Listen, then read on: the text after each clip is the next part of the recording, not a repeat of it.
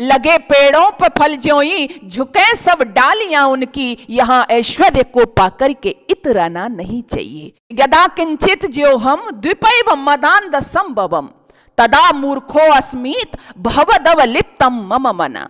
यदा किंचित किंचित बुधजन सका साधवगतम तदा सर्वज्यो अस्मीत ज्वर इव मदो में व्यपगता।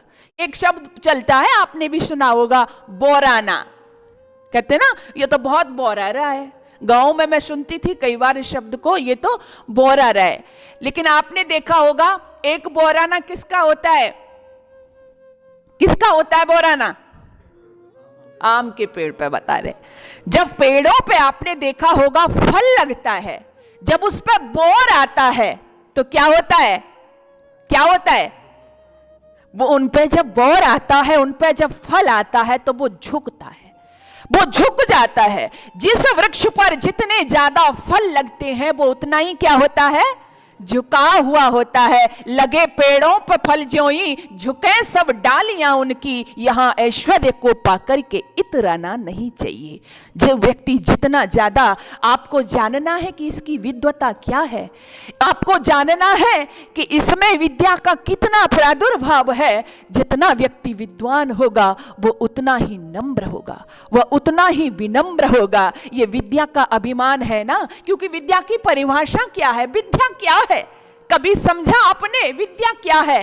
शास्त्रकार कहते हैं सा विद्याया विमुक्तये। विद्या वह है जो दुखों से हमको हटा दे, जो हमें बंधनों से मुक्त कर दे।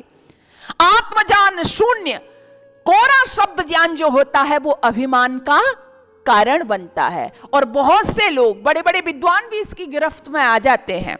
महाराज भर्तहरि का नाम आता है, उन्होंने भी महावैयाकरण महाभाष्य के रचयिता पतंजलि के लिए कह दिया कि माम दृष्टवा गता स्वर्गम कर्तार्थ पतंजलि। यदि मुझे देखे हुए ही पतंजलि मर गया तो वो समझ ही नहीं पाएगा कि व्याकरण का सूर्य क्या होता है। इतनी बड़ी बात कह दी, लेकिन जब उनको ठोकर लगी दुनिया में तो उन्होंने आप बीती लिखी। तब वो क्या कहते हैं? यदा किंचित ज्योहम बुध यदा किंचित ज्योहम द्विपैव मदान संभवम तदा मूर्खो अस्मीत भवदव लिप्तम मम मना। यदा किंचित किंचित बुधजन सका साधवगतम तदा सर्वज्यो अस्मीत ज्वर इव मदो में व्यपगता। यानी जब मैं बहुत थोड़ा थोड़ा जानता था तो मुझे क्या लगता था? क्या लगता था? कि मैं सब कुछ जानता हूं, और मैं हाथी के समान गज में, मैं मद में क्या हो गया था? गज के समान मद में मैं पागल हो गया था, अंधा हो गया था। लेकिन जब मैं धीरे धीरे विद्वानों की सभा में गया, उनके पास में बैठा, तो वो मेरा मद, वो मेरा अभिमान कैसे उतर गया?